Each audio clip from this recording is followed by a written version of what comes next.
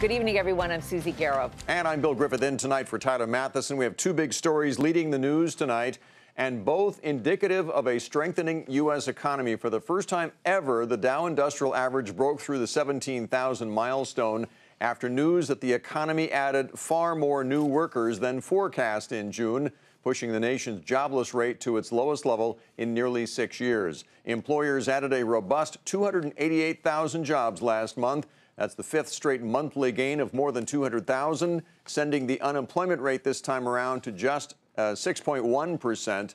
Average wages also ticked higher, rising by 6 cents an hour. Now, even with the markets closing at 1 p.m. Eastern time ahead of the July 4th holiday, investors rallied on the news, making history on Wall Street. The Dow was up 92 points at the close, a new record high of 17,068. The Nasdaq was up 28 points, closing at a 14-year high, and the S&P added 10. That's also a new all-time high for that index. We have two reports tonight now. Bob Pisani tells us about the Dow reaching the 17,000 mark and what it means for investors and the economy. But we begin with Hampton Pearson and a closer look at that June jobs report.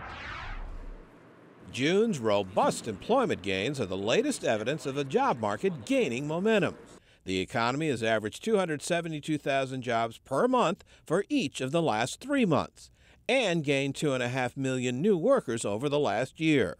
Job growth in June was widespread, with professional and business services, retail trade, bars and restaurants, and healthcare, along with manufacturing, all contributing. On the eve of Independence Day, President Obama paid a visit to 1776, a job incubator firm, to celebrate what the administration hopes is a turning point for the job market. We just got a jobs report today showing that we've now seen the fastest job growth in the United States in the first half of the year since 1999.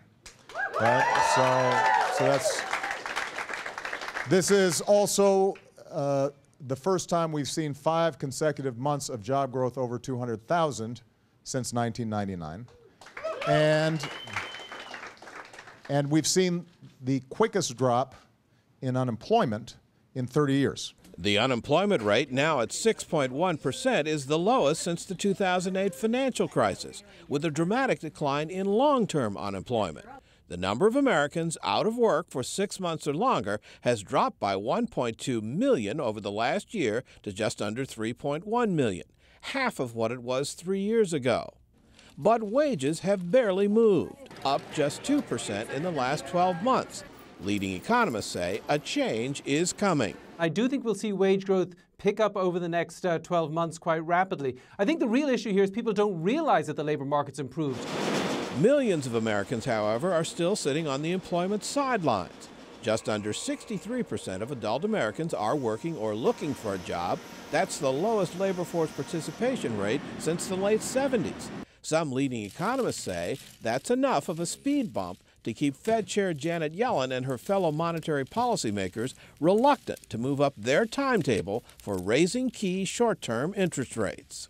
We're not seeing that participation rate come up, which is really what you need to see on sort of Janet Yellen's dashboard of things of a healthier labor market. That means they're going to be slow in raising rates and then keep them lower longer than they would have in the past. On the eve of Independence Day, Dow 17,000 and a blockbuster jobs report gave both Wall Street and Main Street reasons to celebrate.